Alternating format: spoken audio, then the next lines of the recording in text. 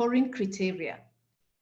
For example, for Green Call, we score based on value addition, innovation, job creation. And when we talk about job creation, we're not looking at how many jobs you're creating, but you're looking at the social impact of the jobs, the nature of the jobs. So there's a lot which is going there, and we need different experts who can look at your proposals and your pitches, and so that they can be able to make a decision. In general, within a month, and actually a month is a long time because we are doing project evaluation every 2 weeks. So I need to look at your project very keenly and see where has it been on hold for a long time, over like 2 weeks, and then we can be able to revert back. But in terms of the process, that's what happens. So you apply, we see it meets the criteria, and then we constitute a committee, a selection committee made of experts and Widu team, and then we select. I hope that answers your question. Sometimes some projects are very outstanding. So we have had projects where we even approved within a week because they were unique. They had a new way of doing things, which is very different from normal practice. They had value addition, and for those projects we approved them very fast. But for these others which are looking alike and also which are very technical, we just bundle them and select the ones which have the highest marks. So I hope that answers Simon's question, but I will have to have a look at the 250 seats and find out why it has been on hold for 1 month, because that is above, the normal time. Thank you, Frida. Samuel, you see, it's good that you are here. At least Frida taking the first responsibility to go and look at it. So it's important that she maybe later gives you a more clearer answer to that. I saw Cleobus raising his hand, but before Cleobus comes in, I wanted to maybe ask Hilda, were you satisfied with the answer? And another thing that I wanted to raise on that is that we are here and we have to open up ourselves. Tufungue mioyo, tupeane feedback. Huyu ni manager, of course having a group, but at least this is the first person. Hizo vitu zinamfikia. I don't have a data from this project. I can assist from afar, but Frida has a direct access to those projects. So it's very important that we take this opportunity to fully ask questions. There is nothing wrong even with the feedback that you think that it is somehow negative. So please take your time. No one will punish you. Cleobus.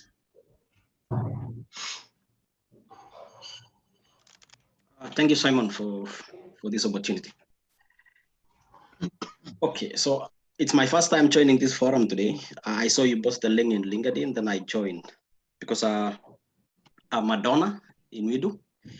I have 3 entrepreneurs on the ground. And fortunately, I funded 2 of them and they closed. They have done a good job until you closed the projects. And the 3rd entrepreneur is ongoing. I think he received some money today. But the question I have is the first entrepreneur that you closed the project after the first project being successful. The coach advised her to apply to do another grant application. So I helped her to open a related project. But unfortunately, the project didn't go through. It was closed with the reason that application nowadays is going through the neutral scoring system. So I was wondering, based on the reasons that I saw in the portal, is that the project cannot demonstrate the innovation, creative ideas, and something like climate crisis.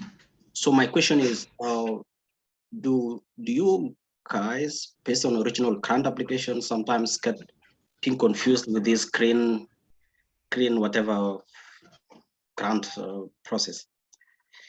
Because from the idea of original grant, I didn't see this before. So maybe you can enlighten on that. Cleophas, that's a very, very good question. And first of all, congratulations for the entrepreneur who did well and also was advised to reapply.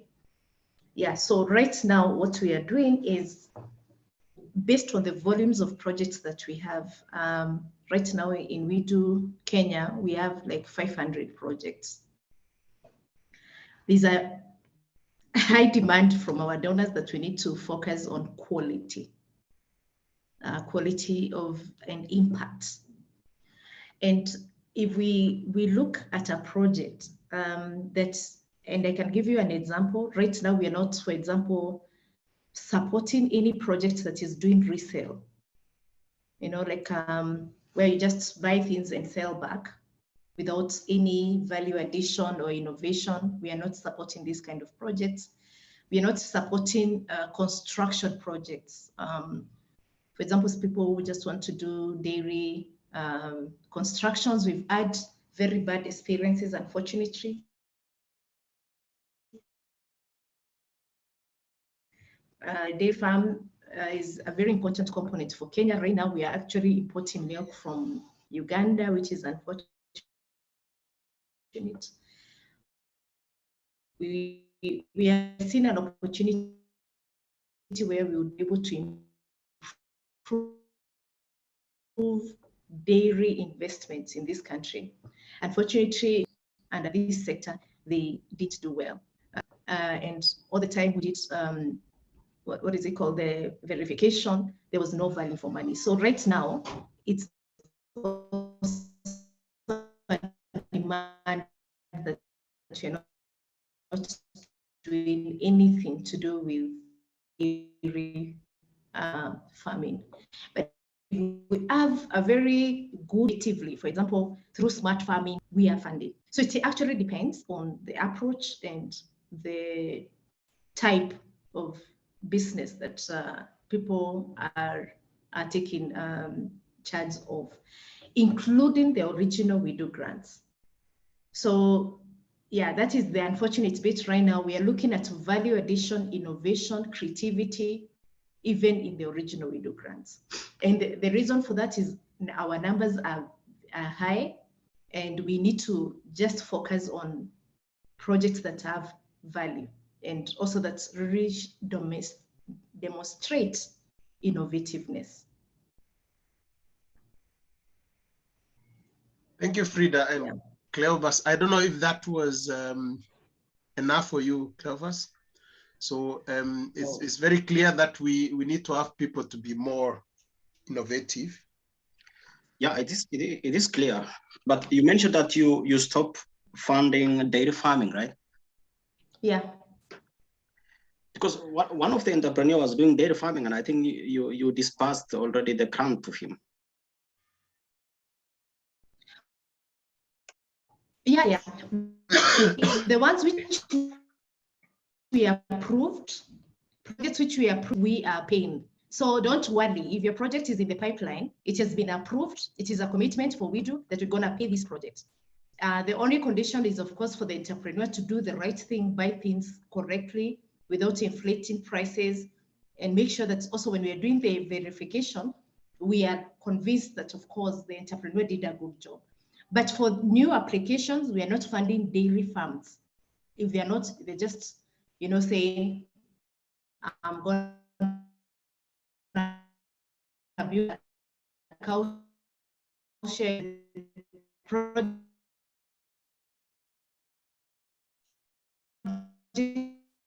Your network, Frida, so we are not getting you.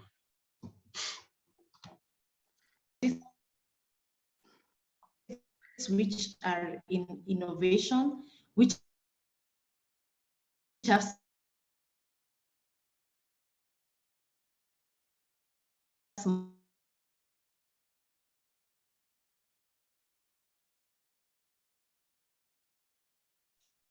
Yeah, Frida is freezing.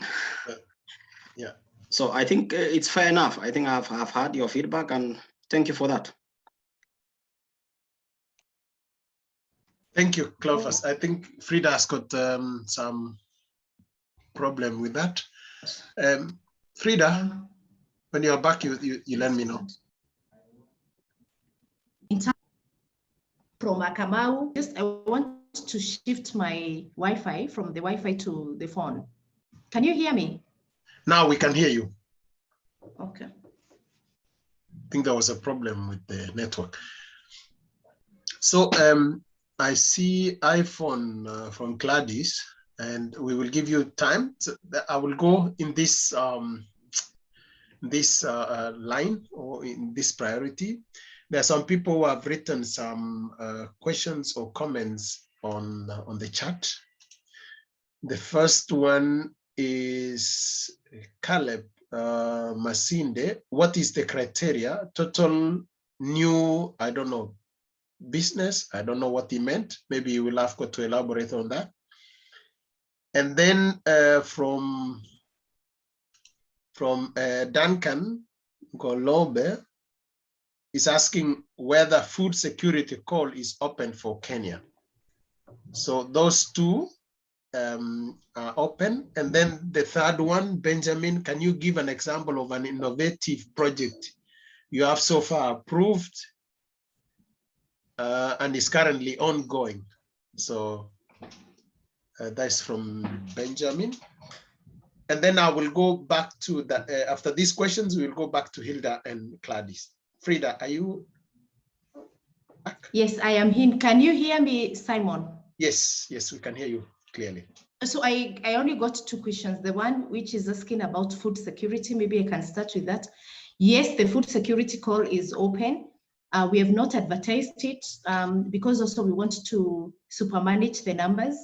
But if you again have an innovative food security project that has social impact or is reducing the waste of harvest, post-harvest waste reduction, or an IT-driven food security project, you're very welcome to apply.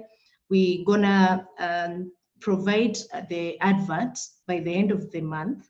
So even for the ones who are applying right now, we're just, like looking through the proposals and finding out whether they meet the criteria. And if they do, we put them on hold until the end of the month when we're gonna do the selection of those projects. And that's gonna take a bit of time. We haven't advertised it very much in the social media, but we said it's open, but yeah, all the details in terms of the implementation cycle and the amounts will be advertised by the 1st of November.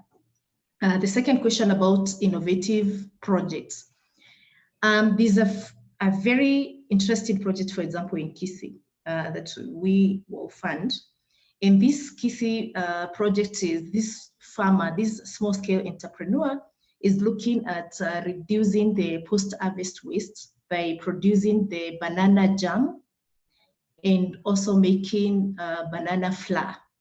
Now, for us, that is an innovative project. We have another project in Eldoret that this entrepreneur is using pineapple, peelings, banana peelings, all these kind of things. They dry them up and they're making also flour and spices and stuff like that. This for us, again, is an innovative project because it's adding value to already produced materials. And I could give other examples. For example, a dairy farmer who is in Meru, who is producing yogurt, for example. Stuff like that. And also another dairy farmer in Eldoret who is using a smartphone and trying to connect many farmers, to the hub so that they can be able to put their, like a cooperative model where they have more milk, they can sell it at a better price than being exploited by, brokers. Stuff like this.